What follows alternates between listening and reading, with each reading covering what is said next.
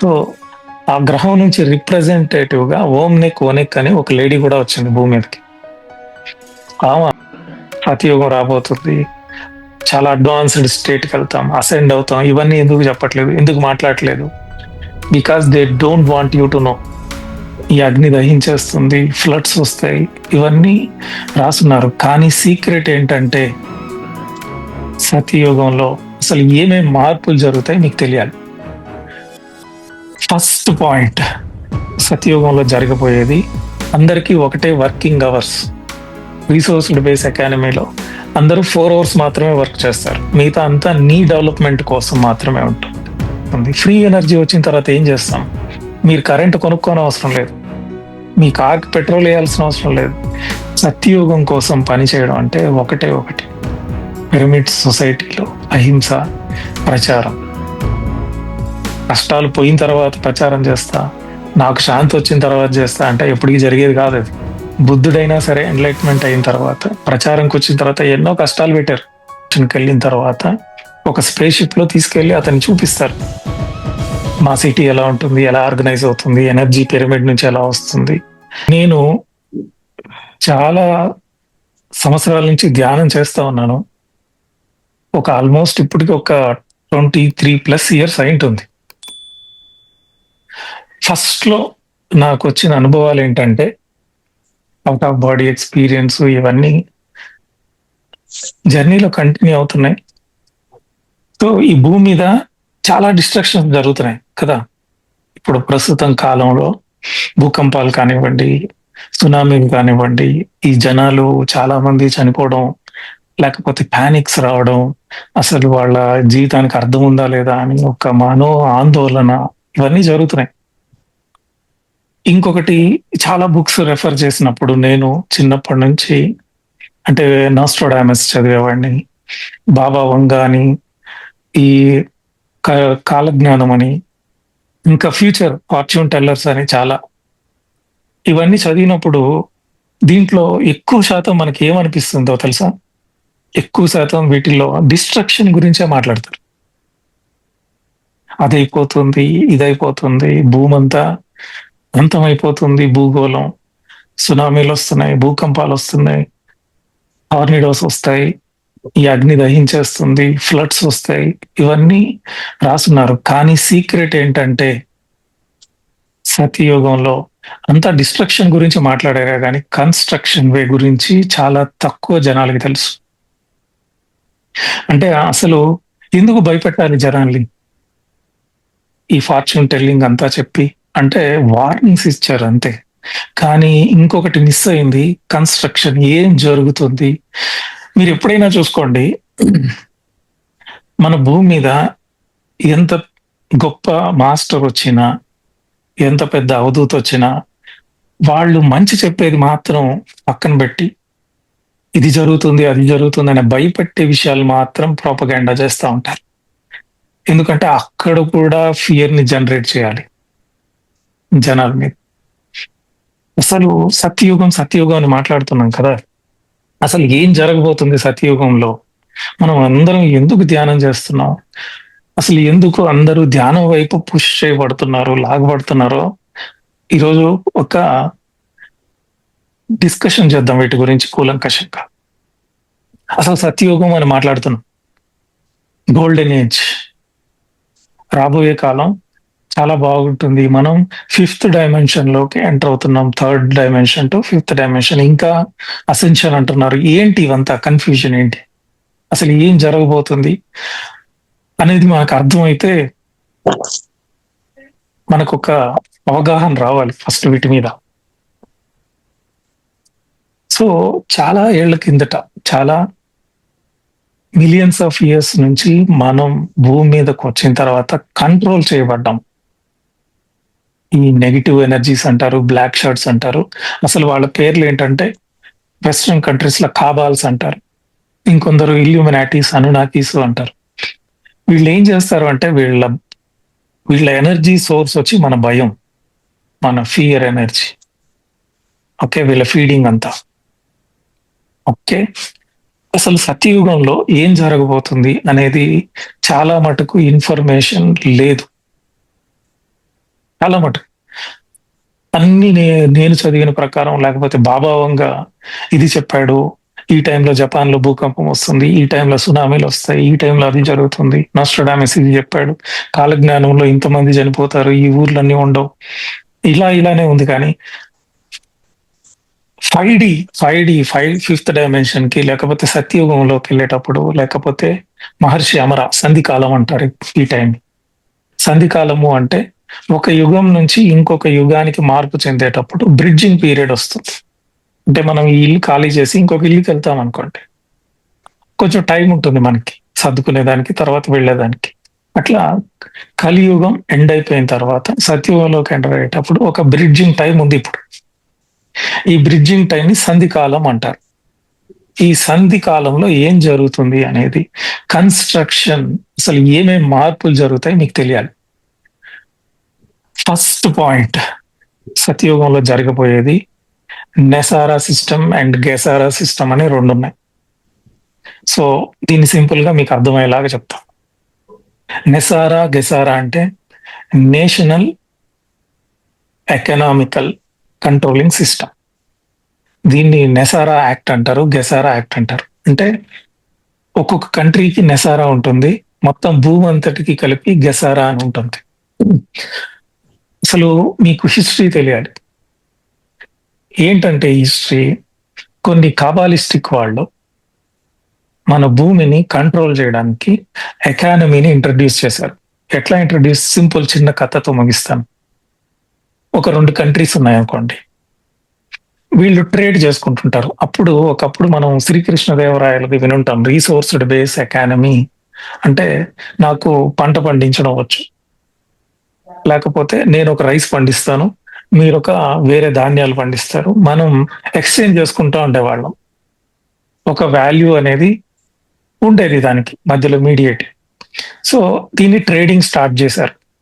ఈ trading start చేసిన తర్వాత కొన్ని ఈ బ్లాక్ షర్ట్స్ వీళ్ళు సెపరేట్‌గా ఏమి అదృశ్యంగా ఏమి ఉండరు. మనలోనే తిరుగుతుంటారు. మనలాగే ఉంటుంటారు. కానీ వాళ్ళు హైలీ ఇంటెలిజెంట్స్.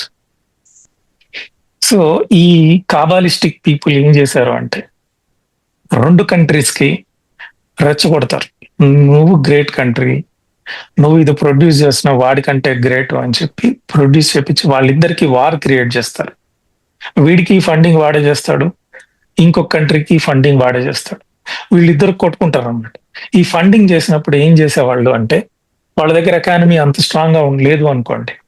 ఒక కంట్రీకి ఎకానమీ స్ట్రాంగ్‌గా లేదనుకోండి. వీడు బాండ్స్ ఇస్తాడు. అంటే నేను నీకు ఇంత ప్రిన్సిపల్ అమౌంట్ ఇస్తాను, వెపన్స్ ఇస్తాను, ఇవన్నీ నా దగ్గర కొనుక్కో అని చెప్పి వాడికి బాండ్స్ ఇచ్చేసి వాడికి కావాల్సిన ఎకానమీని, వాడికి కావాల్సిన వెపన్స్‌ని అన్నిటిని వాడికి సప్లై చేస్తాడు. ఇంకొక కంట్రీకి కూడా వీడే చేస్తాడు. వాడికి కూడా అన్ని మిషనరీస్ వీడే అమ్ముతాడు. వాడికి కూడా ఫైనాన్షియల్ సపోర్ట్ చేస్తాడు. బాండ్స్ ఇస్తాడు. వీళ్ళిద్దరు వార్‌లో మొత్తం లాస్ అవుతారు. వార్‌లో ఎవడు గెలిచేదేమి ఉండదు. గెలిచామని ఊహ. సరెండర్ అయిపోతారు. తర్వాత మళ్ళీ నేషన్స్ వెళ్ళిపోతారు. ఈ వెళ్ళిపోయిన తర్వాత వీళ్ళు ఈ kabbalistic people they won't ask you principal amount. అంటే ఒక ₹1,00,00,000 ఇచ్చారనుకుందాం ఎగ్జాంపుల్. నాకు ₹1,00,00,000 కట్టు అని అడగడు వాడు. You pay me interest later will see అని చెప్పి జస్ట్ 8% ఇంట్రెస్ట్‌తో స్టార్ట్ చేశారు. సో తర్వాత ఏమవుతుంది? ఒక దేశం వాళ్ళ కిందకు వచ్చేస్తుంది అప్పుల పాలైపోయి. ఈ దేశం కూడా 2 దేశాలు అప్పుల పాలైపోయి వాడి కిందకొస్తుంది. తర్వాత ఏం చేస్తాడంటే మీకు నేను ఫండింగ్ చేస్తాను అని చెప్పి వాడు ఆ దేశంలో బ్యాంకింగ్ సిస్టమ్‌ని స్టార్ట్ చేస్తాడు. అట్లా ప్రతి ఒక్క కంట్రీని వాళ్ళ కంట్రోల్‌లోకి తెచ్చుకుంటారు. Through the bankings. మనం అనుకుంటుంటాం. ఎవడు అసలు ఇంత ప్రింట్ చేస్తా ఉంటాడు? ఈ మనీ ఎట్లా ట్రేడ్ అవుతుంటుంది? గోల్డ్ బ్యాకప్ అంటాం. ట్రేడింగ్ బ్యాకప్ అంటాం. ఇవన్నీ ఎట్లా జరుగుతున్నాయని మనకు డౌట్ రావచ్చు. సో మనల్ని ఈ భూమి మీద ఉండే ప్రతి ఒక్కరిని స్లేవరీ వాళ్ళ కోసం పనిచేసేలాగా మనం ఇంకా ఏమి ఎంజాయ్ చేయకుండా, మన టైం దేనికి స్పెండ్ చేయకుండా మనల్ని ఒక సిస్టమ్‌లో పెట్టి లాక్ చేశారు. అదే బ్యాంకింగ్ సిస్టమ్. ప్రతి ఒక్కరు ఇప్పుడు భూమి మీద వాళ్ళ కోసమే ఇండైరెక్ట్‌గా పనిచేస్తా ఉన్నారు. 10 గంటలు, 12 గంటలు వాడి జీవితం వెనక్కి తిరిగి చూసుకుంటే వాడి పని తప్ప ఏమీ చేసుండడు. అట్లా ఈ కాబాలిస్టిక్ వాళ్ళు ఈ ఫండింగ్ ద్వారా బ్యాంకింగ్ సిస్టమ్ ని ఇంట్రడ్యూస్ చేసి కంట్రీస్ అన్నిటిని వాళ్ళ కంట్రోల్లోకి తెచ్చుకొని, యాక్చువల్ గా మనం అనుకుంటాం country is ruling, country is funding us అని మనం అనుకుంటుంటాం. కానీ ఈ కంట్రీస్ అన్ని కూడా, మన దేశాలన్నీ కూడా ఈ బ్యాంకింగ్ సిస్టమ్ కంట్రోల్లోనే ఉన్నాయి. ఇండైరెక్ట్ గా వీళ్ళనే కాబాలిస్టిక్ అంటారు. వీళ్ళకి ఒక 13 బ్లడ్ లైన్స్ ఉన్నాయి. అవి మీకు నెట్ లో కొడితే కూడా దొరుకుతుంది. ఇల్యూమినాటి బ్లడ్ గ్రూప్స్ అంటారు. దాంట్లో మెయిన్ రాస్ చైల్డ్, రాత్ ఫెల్లర్ అని ఇద్దరు ఉన్నారు. సో మొత్తం ఎకానమీ అంతా వాళ్ళ కంట్రోల్లోనే ఉంది. సో దీనికి ఆల్టర్నేటివ్ అంటే మన ఈ సత్యయుగంలో ఏం చేయబోతున్నారు, ఈ ఎకానమీని ఎట్లా తిరిగి తీసుకొని ఈ మనుషులందరినీ ఎట్లా ఫ్రీ చేయాలి అని చెప్పి అనుకున్నప్పుడు ఒక సిస్టమ్ అనేది జనరేట్ అయింది. దాని పేరే నెసారా అండ్ కెసారా. ఎలా ఫ్రీ అవుతుంది అనేది మాట్లాడదాం తర్వాత. అసలు ఇప్పుడు ప్రజెంట్ సిచ్యువేషన్ లో అమెరికా కూడా ఈ రాస్చైల్డ్ వాళ్ళ ఫ్యామిలీకి $33 ట్రిలియన్ డెప్ట్ ఉన్నారు. 33 ట్రిలియన్ కోట్ల డాలర్లు వాళ్ళకి అప్పున్నారు. అంటే ఇది తీరంది. ఇంకా ఈ ప్రిన్సిపల్ అమౌంట్ ఏ కంట్రీ వాళ్ళకి కట్టలేదు. ఇంట్రెస్ట్ కట్టడానికే సరిపోదు వాళ్ళకి. అలాంటప్పుడు మనం ఏం చేస్తుంటాం, మన మీద ఇంకా భారం మోపుతా ఉంటారు, మనల్ని ఇంకా ఎక్కువ పని చేయమని చెప్తా ఉంటారు. ఆ ట్యాక్సులతో వాళ్ళు ఏం చేస్తారు, మనల్ని మనం ఫియర్ లోకి నెట్టబడతా ఉంటాం. సో ఇలా ప్రతి ఒక్కరిని వాళ్ళ చిన్న చిన్న అవసరాల కోసం ఎంతో పెద్ద పని చేసి వాళ్ళ స్లేవరీగా లాక్ చేసి పెట్టారు. సో అసలు ధ్యానానికి దీనికి ఏంటి సంబంధం అనేది ఒక క్వశ్చన్ రావచ్చు. మనం లోన్గా లేం, భూమి మీద ఎన్నో ఏలియన్స్ టెక్నాలజీస్ ఉన్నాయి. సో మీరు నొసోలారా మూవీ చూస్తే, ఆస్ట్రల్ సిటీ, నొసోలారా అంటే ఆస్ట్రల్ సిటీ ఇంగ్లీష్ లో, ఆయన ఒక క్వశ్చన్ అడుగుతాడు. ఆ డాక్టర్ చనిపోయి 5 డైమెన్షన్కి వెళ్ళిన తర్వాత ఒక స్పేస్ షిప్ లో తీసుకెళ్లి అతన్ని చూపిస్తారు. మా సిటీ ఎలా ఉంటుంది, ఎలా ఆర్గనైజ్ అవుతుంది, ఎనర్జీ పిరమిడ్ నుంచి ఎలా వస్తుంది, ఇక్కడ ఎలా ట్రైనింగ్ ఇస్తారు సోల్స్ కి, తర్వాత హైయర్ డైమెన్షన్స్ కి ఎలా వెళ్ళాలి, భూమి మీద మళ్ళీ రీబర్త్ ఎలా జరుగుతుంది. అలాంటప్పుడు ఆయన ఒక డైలాగ్ చెప్తాడు, మీరు భూమి మీద అనుభవించే ప్రతి ఒక్క technology reflection of this dimension. ఈ డైమెన్షన్ లో ఉండే టెక్నాలజీసే ఇంట్యూషన్స్ ద్వారా మీ భూమి మీదకి చేరుతూ ఉంటాయి. ఎప్పుడు చేరుతూ ఉంటాయి, మీ భూమి మీద ఎనర్జీ ఫ్రీక్వెన్సీ రైజ్ అయినప్పుడు ఆ టైంకి సంబంధించిన టెక్నాలజీని మేమే ఇస్తా ఉన్నాం ఇంట్యూషన్ రూపంలో అని చెప్తాడు. అంటే మీరు అర్థం చేసుకోవాల్సింది ఫస్ట్ పాయింట్ ఏంటంటే, మనం భూమి మీద ఎనర్జీని పెంచితే చాలు, ఈ టెక్నాలజీస్ ఏవైతే ఉన్నాయో ఆల్రెడీ సక్సెస్ డైమెన్షన్స్ ఉన్నాయి కదా పైలోకాల్లో, అవి మనకి ఇంట్యూషన్ రూపంలో కానీ లేకపోతే వాళ్లే రీబర్త్ ఇక్కడ పుట్టి కానీ వాటిని ఇంట్రడ్యూస్ చేస్తారు. మనం చేయాల్సిన పనుల్లా భూమి ఫ్రీక్వెన్సీని పెంచాలి. భూమి ఫ్రీక్వెన్సీ ఎలా పెరుగుతుంది, మీ ఫ్రీక్వెన్సీ పెరిగితే భూమి ఫ్రీక్వెన్సీ పెరిగినట్టే. మీరు ధ్యానం చేస్తే మీ ఎనర్జీ, మీ వైబ్రేషన్, మీరు పీస్ఫుల్ గా ఉంటే, మీరు శాంతి అనేది మీ ఇన్నర్ లో ట్రాన్స్ఫార్మ్ అయితే ఆటోమేటిక్ గా భూమి మీ ద్వారా రైజ్ అవుతుంది. వీఆర్ ఆల్ కో క్రియేటర్స్ కదా. సో ఇట్లా నెసారా గెసారా సిస్టమ్ అంటే ఏంటో ఫస్ట్ చాలా మంది మాట్లాడుతున్నారు. ఏం మాట్లాడుతున్నారు, సత్యయోగం వచ్చేస్తుంది, సత్యయోగం వచ్చేస్తుంది. అసలు సత్యయోగంలో ఏం జరుగుతుంది అనేది తెలియాలి. ఓకే, అందుకనే ఇవన్నీ డిస్కషన్ చేస్తున్నాం. NESARA and GESARA system, national economy security and reformation act. ఏం జరగబోతుంది అంటే, చిన్న మచ్చు తుణుకలు వదిలేరు. అంటే మనం ఇప్పుడు చూసే పేపర్ కరెన్సీ యూపీఐ కాకుండా బ్లాక్ చైన్ టెక్నాలజీని తీసుకొచ్చారు. బ్లాక్ చైన్ టెక్నాలజీ అంటే ఏంటంటే, ఇప్పుడు ఒకడు కరప్ట్ చేశాడు, వాడి దగ్గర ఒక 100 కోట్లు దాచిపెట్టాడు ఇంట్లో. మనకు తెలీదు అది ఎక్కడ దాచిపెట్టాడో, అది ఎక్కడుందో, అవన్నీ మనం ట్రాక్ చేయలేం. కానీ బ్లాక్ చైన్ సిస్టమ్ లో ఏమవుతుందంటే, ఒక కరెన్సీని ఇంట్రడ్యూస్ చేస్తారు. ఎవరికి ట్రాన్స్ఫర్ చేసినా చైన్ సిస్టమ్ లాగా లింక్ అయి ఉంటుంది. మీ కోడ్ నుంచి, మీకు ఇచ్చిన పాస్వర్డ్ నుంచి ఎవరికి వెళ్ళింది అక్కడి నుంచి ఎవరికెళ్ళింది, అక్కడి నుంచి ఎవరికి ఒక చైన్ సిస్టమ్ కంటిన్యూగా ఉంటుంది. ఎన్ని ట్రాన్సాక్షన్‌లు జరిగినా సరే, దాన్నే చైన్ సిస్టమ్ అంటారు. గొలుసులాగా ఆ ఇన్ఫర్మేషన్ కంటిన్యూగా ఉంటుంది. ఎన్ని ట్రాన్స్‌ఫర్మేషన్స్ జరిగినా. దీన్ని chain system, block chain system అంటారు. సో, ఇట్లా ఈ బ్లాక్ చైన్ టెక్నాలజీని క్రిప్టో కరెన్సీ అని మనం ఇప్పుడు చూస్తున్నాం. ప్రెజెంట్ సినారియోలో. అంటే క్రిప్టో కరెన్సీ అని చెప్పి ఎవరో గుర్తు తెలియని వ్యక్తి. అది ఎవడు ఇంట్రొడ్యూస్ చేశాడో తెలీదు భూమి మీద. దాన్ని ఈ ఎక్స్ఆర్‌పి, బిట్‌కాయిన్ అంతా మనకొచ్చింది. అంటే ఆ టెక్నాలజీ భూమి మీదకొచ్చేసింది. కానీ ఇందులో ఒక ప్రాబ్లమ్ ఉంది. మెయిన్ ఇంపార్టెంట్ పాయింట్ ఇక్కడేంటంటే బ్లాక్ చైన్ టెక్నాలజీ. దీని గ్రేట్‌నెస్ ఏంటంటే ఎవడు దొంగ సొమ్ము దాచుకోలేడు. ఎవడి దగ్గర ఎంత కరెన్సీ ఉందో మనం ఈజీగా ఎవరి ఇప్పుడు ఒక ప్రెసిడెంట్ అయినా సరే, సీఎం అయినా సరే, మినిస్టర్ అయినా సరే, ఎంత పెద్దవాడైనా సరే, వాడి దగ్గర ఎంత కరెన్సీ ఉందో ఎవరైనా చూడొచ్చు. ఎవడు దీన్ని దాచుకోలేడు. ఓపెన్ ఫోరం అంటారు దీన్ని. ఈ టెక్నాలజీ యొక్క బ్యూటీ అదే. కానీ దీంట్లో ఒక చిక్కొచ్చి పడింది. నా దగ్గర నుంచి మీకు ట్రాన్స్‌ఫర్ చేశాననుకోండి. ఇప్పుడు యూపీఐ ఉంది. టకా అని ఒక 2 సెకండ్‌లో వచ్చేస్తుంది. కానీ బ్లాక్ చైన్ సిస్టమ్‌లో చైన్ పెరిగే కొద్దీ డేటా పెరుగుతుంది. ఈ డేటా పెరిగినప్పుడు సపోజ్ మనం హోటల్‌కెళ్ళాం. ఏదో ఇడ్లీ, దోస తిన్నాం. వాడికి పేమెంట్ చేయాలి. టక్కని చెప్పి ఈ బ్లాక్ చైన్ సిస్టమ్‌లో వాడికి పేమెంట్ చేయాలంటే కన్ఫర్మేషన్ ఒక 15 మినిట్స్‌కో, 30 మినిట్స్‌కో ఇంకా లాంగ్ చైన్ పెరిగిందంటే ఒక డే పడుతుంది. ఇది ఒక నెగెటివ్ పాయింట్ దీంట్లో.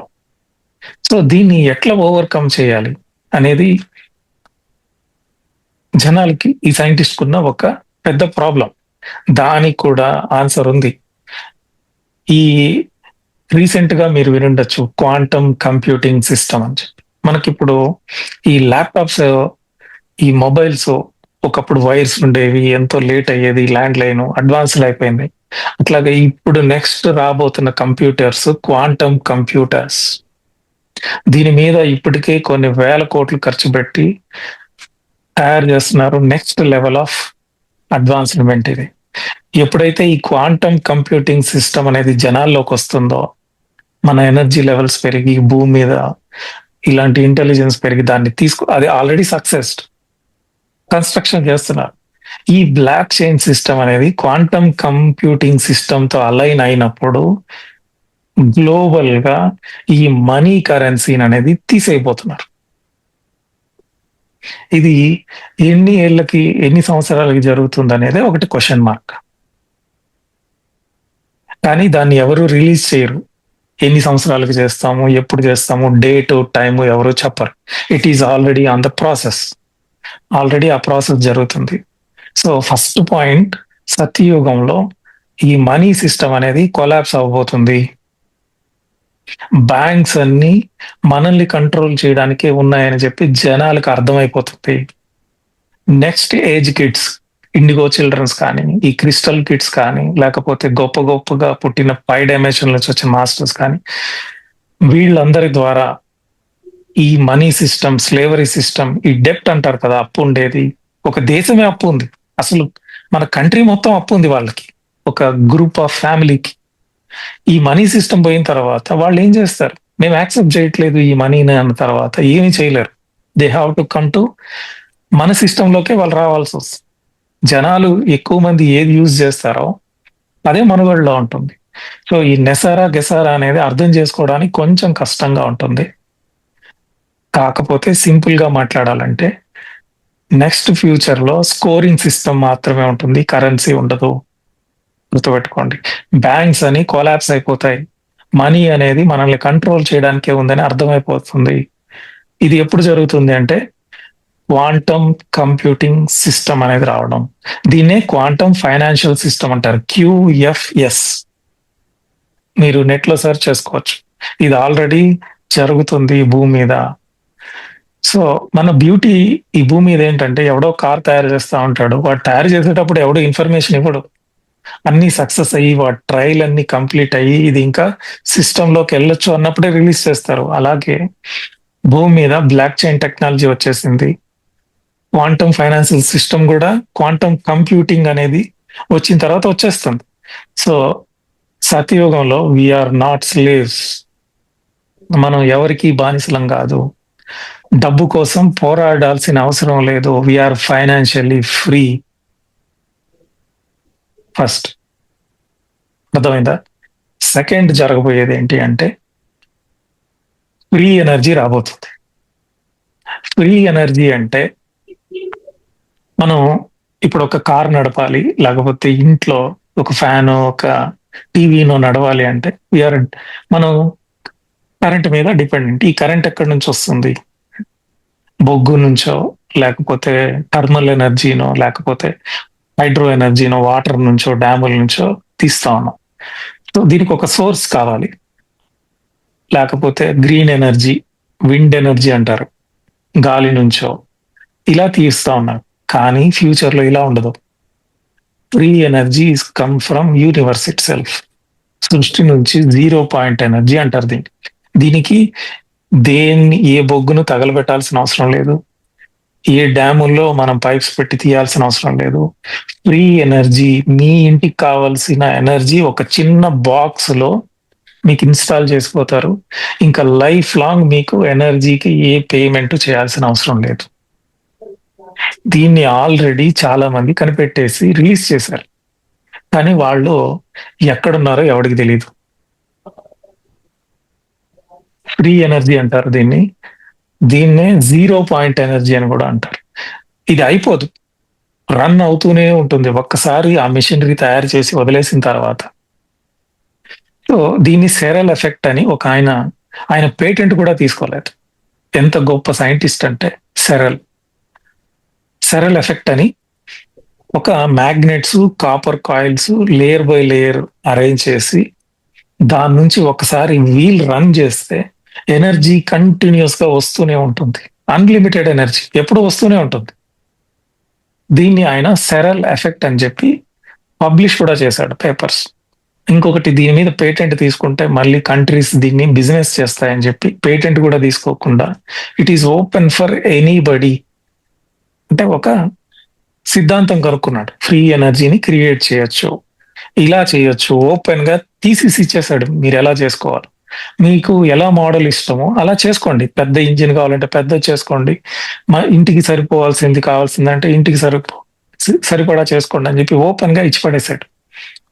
కానీ దాన్ని పబ్లిసిటీ కాకుండా, ఆయన్ని ఫేమస్ కాకుండా, దాన్ని ఎక్కడ ప్రచారం జరగకుండా చాలా బాగా కాపాడుతున్నారు జనాలు. కానీ ఒక్కసారి సిస్టంలోకి వచ్చేసిందంటే దాన్ని ఇర్రివర్సబుల్.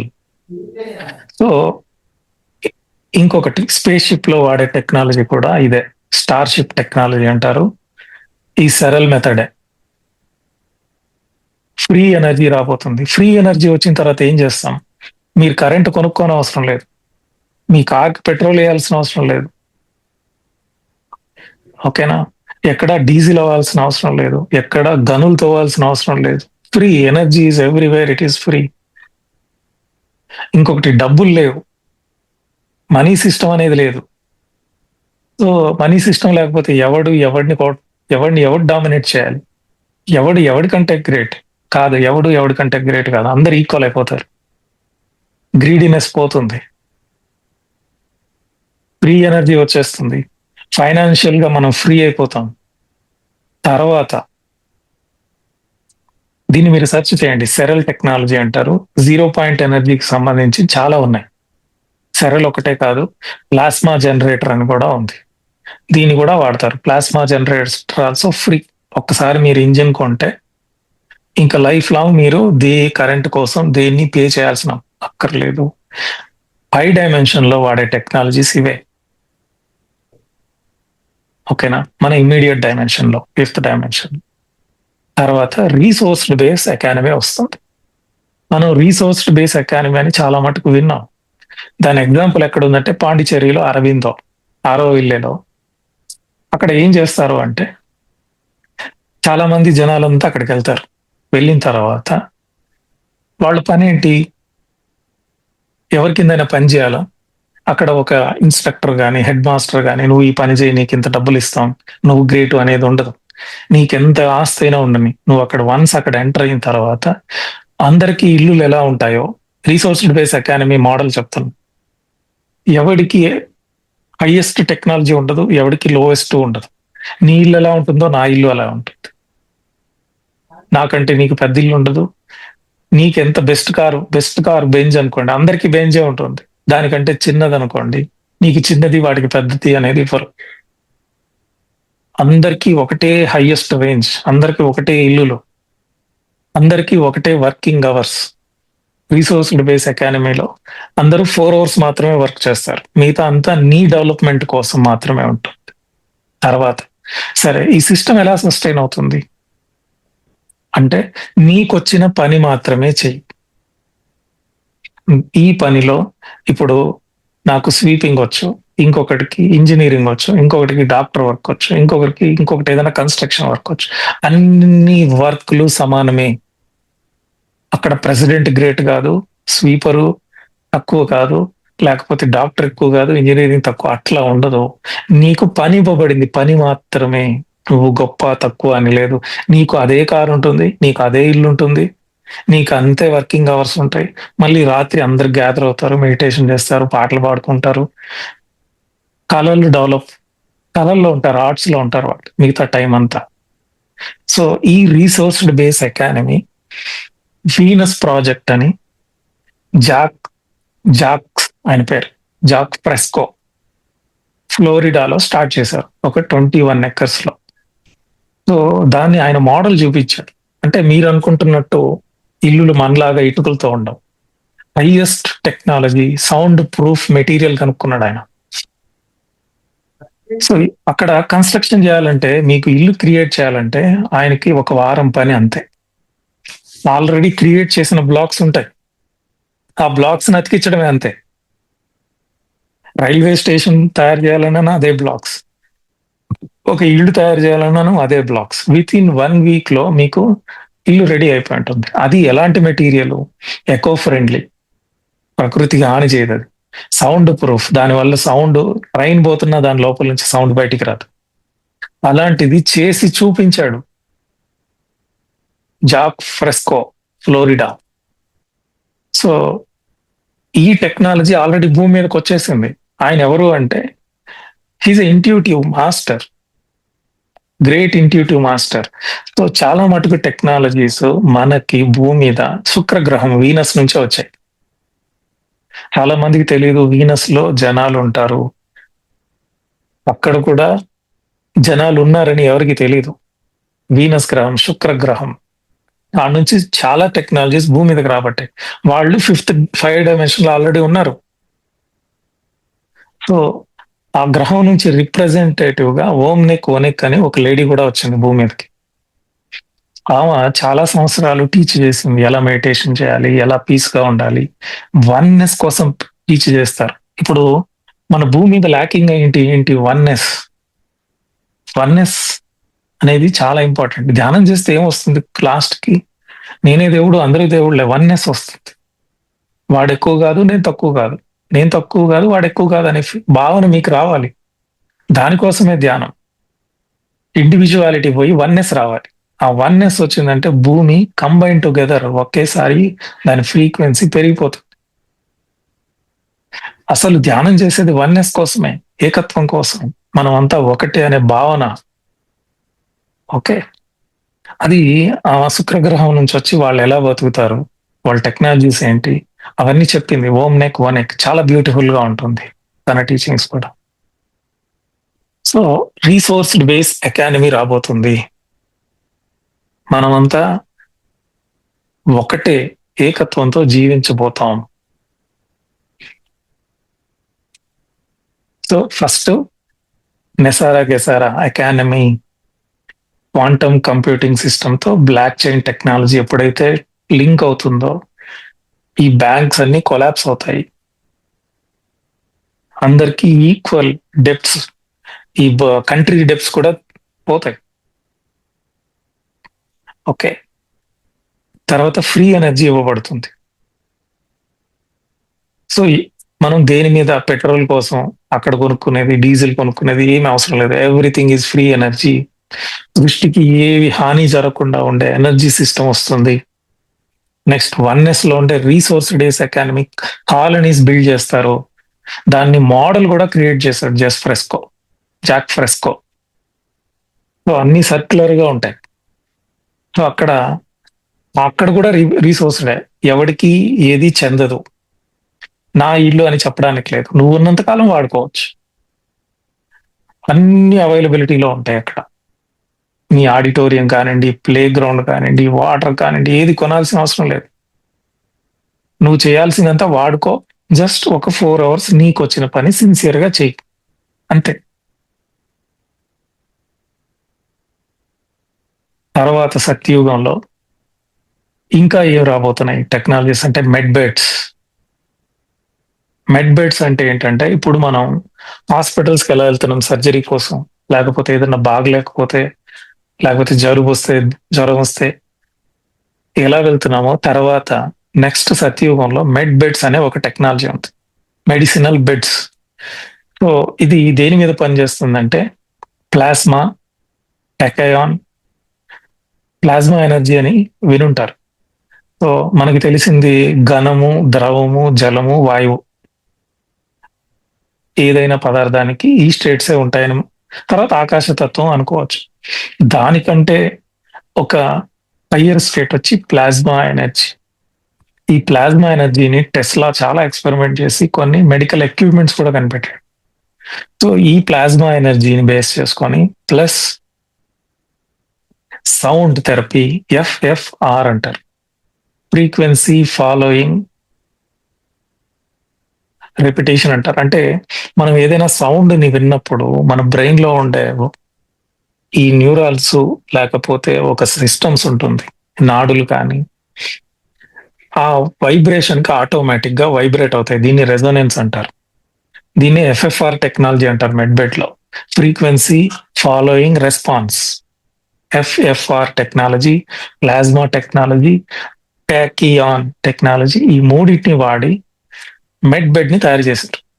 మెడ్బెడ్ ప్రత్యేకత ఏంటంటే, దీంట్లో లైట్ టెక్నాలజీ కూడా ఉంటుంది. ఫోర్త్ది, మీకు ఏదైనా జబ్బు వచ్చింది అనుకోండి, మీరు ఏం చేయక్కర్లేదు. హాస్పిటల్కి వెళ్ళినట్టు ఒక చిన్న ఛాంబర్ ఉంటుంది, మీరు అవతార్ మూవీ చూసి ఉండొచ్చు. దాంట్లో క్యాప్సూల్స్ అని ఉంటాయి. అంటే వాడు ఈ వేరే డైమెన్షన్కి వెళ్ళాలన్నప్పుడు దాంట్లో పడుకొని దాన్ని క్లోజ్ చేస్తాడు. అట్లాగే ఈ మెడ్ బెడ్స్ సేమ్ క్యాప్సూల్స్ ఉంటాయి.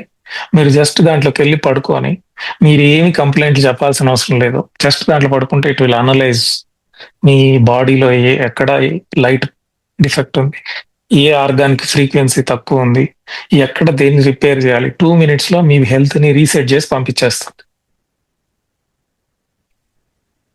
దీన్ని మెడ్బెడ్ టెక్నాలజీ అంటారు. ఇది కూడా ఎప్పుడు వస్తుందంటే భూమి మీదకి క్వాంటమ్ సిస్టమ్ అనేది వచ్చినప్పుడు మాత్రమే. సో చాలా మటుకు క్వాంటమ్ మీదే డిపెండెంట్ అయినాయి ఇవన్నీ. అందుకనే ఏలియన్స్ అంతా ఈ క్వాంటమ్ కంప్యూటింగ్ సిస్టమ్ చాలా ఫాస్ట్ గా జనాల ద్వారా చేయిస్తున్నారు. ఇప్పుడు మనం ఛానలింగ్ ఎలా చేస్తారు మెడిటేషన్ లో, జ్ఞానం పంచాలి అంటే ఒకటి ట్రాన్స్ లోకి వెళ్ళినప్పుడు, లేకపోతే రామానుజం ఆయన ద్వారా ఆమె కులదేవత వచ్చి ఆయన ద్వారా బ్లాక్ హోల్ థీరమ్స్ అన్ని చెప్పినట్టు, చాలా మంది ద్వారా ఛానలింగ్ ద్వారా ఈ క్వాంటమ్ సిస్టమ్ అనేది యాక్టివేట్ కాబడుతుంది. అది వాళ్ళేం చేయట్లేదు, జరపబడుతుంది అట్లా. సో ఎప్పుడైతే ఈ క్వాంటమ్ సిస్టమ్ వస్తుందో, ఈ మెడ్బెడ్స్ కూడా యాక్టివేట్ చేస్తారు, జనాల్లోకి వచ్చేస్తుంది. నెక్స్ట్ జనరేషన్ ఉంది మెడ్బెడ్ లో, మెడ్ రీజనరేషన్ అని. సపోజ్ మనకి లివర్ బాగాలేదు, లేకపోతే కిడ్నీ బాగాలేదు, ఈ ఆర్గాన్ రీప్లేస్ చేయాలని ఎవరైనా చెప్పారనుకోండి, మీ డిఎన్ఏని తీసుకొని అదే ఒక ఆర్గాన్ని జనరేట్ చేసి ఇస్తుంది. సో అది ఇంకా నెక్స్ట్ లెవెల్. థర్డ్ లెవెల్ ఇంకోటి ఉంది, ఏజ్ రివర్సనింగ్ మెడ్బెడ్. అంటే సపోజ్ ఈ సత్యయుగంలో మనం ఎంటర్ అయినప్పుడు మన ఏజ్ ఒక 60, ఇది సైన్స్ ఫిక్షన్ లాగే ఉంటుంది కానీ ఇవన్నీ ఉన్నాయి, ఈ టెక్నాలజీస్ అనే ఆల్రెడీ ఎగ్జిస్టెడ్. 60-70 years ఉందనుకోండి, మీకు ఏ ఏజ్ ఇష్టమైతే ఆ ఏజ్ లోకి ఏజ్ ని రివర్స్ చేస్తుంది అది. థర్డ్ జనరేషన్ ఆఫ్ మెడ్బెడ్స్ అంటారు. సో మనం ఈరోజు ఒక 4 points మాట్లాడాం, ఇంకా చాలా ఉన్నాయి చెప్పేవి, కానీ ఇవి చాలా ఇంపార్టెంట్. సత్యయుగంలో ఏం జరగబోతుంది అని. నెసారా గెసారా, ఫైనాన్షియల్, ఫ్రీ ఎనర్జీ, రీసోర్స్డ్ ఎకానమీ, మెడ్ బెడ్స్, హెల్త్ కోస్కార్. తర్వాత స్కూలింగ్ ఎలా ఉంటుంది, ట్రాన్స్‌పోర్ట్ ఎలా ఉంటుంది, ఇవన్నీ మళ్ళీ మాట్లాడుకోవచ్చు. కానీ ఇవి చాలా ఇంపార్టెంట్. ఎందుకు ఇంపార్టెంట్ అంటే సృష్టిలో ఫ్రీ విల్ ఉంది. అంటే మనం యాక్సెప్ట్ చేయంతే పక్కనోడు మన లైఫ్‌లో ఇన్వాల్వ్ అవ్వడానికి ఛాన్స్ లేదు. ఈ ఏలియన్స్ అంతా ఎప్పుడు టెక్నాలజీస్ మనకి ఇస్తారు అంటే మనం రెడీ అయినప్పుడు. మన భూమి మీద ఎనర్జీ పెరిగినప్పుడు. అది సత్యయుగం, సత్యయుగం, సత్యయుగం అంటున్నారు కానీ సత్యయుగంలో ఏం జరుగుతుందో చాలా మందికి తెలీదు. 90%. 90% ఏంటి 99% ఎవరికీ తెలీదు. అంతా డిస్ట్రక్షన్స్ గురించే మాట్లాడడం. అక్కడ సునామీ వస్తుంది, ఇక్కడ భూకంపాలు వస్తాయి, ఆ ఊరు ఉండదు, ఈ ఊర్లో జనాలు ఖాళీ, అదంతా నేలమట్టం అయిపోతుంది, అదంతా నీళ్లతో నిజమే. ఓకే. ఏం మార్పులు వస్తాయి అవి మాత్రం చెప్పరు. ఎందుకంటే మనల్ని భయపెట్టడమే కావాలి. మన నుంచి ఫియరే జనరేట్ కావాలి. హోప్ రాకూడదు. ఆశ, లేకపోతే ఫెయిత్, లేకపోతే మనం పని చేయాలి. ఇప్పుడు నీకు భయపెడితే ఏమవుతుంది? సృష్టి అంతా మళ్ళీ సత్యయుగం వస్తున్నా కానీ భయపెడుతున్నారు. ఎందుకంటే వాళ్ళు చెప్పిన ఇవన్నీ జరుగుతాయి, మంచి మంచివి జరుగుతాయి. అది పక్కన పెట్టేసి బాబా వంగ జపాన్‌లో భూకంపం వస్తదని చెప్పాడు. మరి ఇంకేమీ చెప్పలేదా? సత్యయుగం రాబోతుంది. చాలా అడ్వాన్స్‌డ్ స్టేట్‌కెళ్తాం, అసెండ్ అవుతాం. ఇవన్నీ ఎందుకు చెప్పట్లేదు? ఎందుకు మాట్లాడట్లేదు? Because they don't want you to know. So మనం ఎప్పుడైతే ఇవన్నీ తెలుసుకుంటామో, ఎప్పుడైతే మీ భావనలో నుంచి ఇవన్నీ యాక్సెప్ట్ చేస్తారో ఫాస్ట్‌గా భూమి మీదకొచ్చేస్తాయి. ఈ సత్యయుగం అనేది మన చేతుల్లో ఉంది. ఈ భూమి వైబ్రేషన్ అనేది మీ వైబ్రేషన్ పెరిగితేనే భూమి వైబ్రేషన్ పెరుగుతుంది. మీరు పెరిగితే చుట్టుపక్కలోల్ని చేంజ్ చేస్తాం. వాళ్ళ నుంచి సిస్టమ్ ఒక్క థాట్ నుంచి ఒక్కొక్క సోలు ఇంపార్టెంటే భూమి మీద ఇప్పుడు. గుర్తుపెట్టుకోండి. నాకేం తెలుసులే, నేనేం ప్రచారం చేసలేదు. ప్రచారం వాళ్ళని ఎన్లైట్ చేయడం అదన్నీ తర్వాత. ఫస్ట్ అహింసలోకి తీసుకొచ్చారు. భూమి మీద జరిగే ఫియర్ ఎనర్జీస్ అన్నిటిని డెస్ట్రాయ్ చేయాలి అని పత్రిజీ. అది బేసిక్. పిరమిడ్స్ ని తీసుకొచ్చారు. ఎందుకు? ఈ ఎనర్జీస్ నెగిటివ్ అన్నిటిని అది న్యూట్రలైజ్ చేయగలదు. వేరే డైమెన్షన్ నుంచి కాంటాక్ట్స్ చేయగలదు. ఎందుకంటే ఏలియన్ టెక్నాలజీస్ ఎప్పుడైనా త్రూ ద ఛానలింగ్ వస్తాయి. ఆ సోల్ డిసైడ్ కావాలని. సో పిరమిడ్స్ తీసుకొచ్చారు. పెద్ద పెద్ద వ్యాలీస్, కాస్మిక్ వ్యాలీ, ఇవన్నీ ఇంటర్ గెలాక్టిక్ కనెక్షన్ లో ఉంటాయి. అక్కడి నుంచి వాళ్ళు రావడానికి ఈజీ అయిపోతుంది. సో నెక్స్ట్ మన పని ఏంటి? నువ్వేం చేస్తున్నావు? సత్యయుగంలో మన పార్ట్ ఏంటి? ఊరికి తిని కూర్చొని నాకు ఇది బాగలేదు, ఇది బాగైతే చాలు అని నువ్వు ధ్యానం చేసుకుంటే సరిపోతుందా? నీ పార్టిసిపేషన్ ఏంటి? ఒక్క క్వశ్చన్ వేసుకోండి. సో ఇది రైట్ టైం. ఇంతకంటే గ్రేట్ ఛాన్స్ ఎప్పటికీ ఆల్రెడీ సత్యయుగం అనేది మేనిఫెస్టేషన్ పైలోకాల్లో స్పిరిచువల్ టెంప్లెట్స్ లెవెల్ అయిపోయింది. కాకపోతే మనం ఫిజికల్ గా చూడాలి అంటే ప్రతి ఒక్కరూ వైబ్రేషన్ పెంచుకోవాలి. ప్రతి ఒక్క పీస్ అంటే శాంతి పొందిన, లేకపోతే ఎన్లైట్ అయిన ప్రతి ఒక్క సోలు ఒక గిఫ్ట్ కి యూనివర్స్ కి ఒక గిఫ్ట్ లాంటిది. ప్రచారం చేయండి. మన ఫియర్, మనం మైండ్ తో ఎంత పొల్యూట్ చేస్తున్నాం యూనివర్స్ అంతా. It doesn't matter. కష్టాలు అందరికీ ఉంటాయి, ధ్యానం చేసే వాళ్ళకి కూడా ఉంటాయి. బట్ మీ కాన్షియస్ లెవెల్ మీకు జరగబోయే తెలుసు. మీ కాన్షియస్ లెవెల్ మీకు తెలుసు. మ్యాట్రిక్స్ లో ఉన్నామని తెలుసు. ఇదన్నీ కామన్ అని తెలుసు. మన పని మనం చేసుకుంటూ పోతూ ఉండాలి అంతే. కష్టాలు పోయిన తర్వాత ప్రచారం చేస్తా, నాకు శాంతి వచ్చిన తర్వాత చేస్తా అంటే ఎప్పటికీ జరిగేది కాదు అది. బుద్ధుడైనా సరే ఎన్లైట్మెంట్ అయిన తర్వాత ప్రచారంకి వచ్చిన తర్వాత ఎన్నో కష్టాలు పెట్టారు.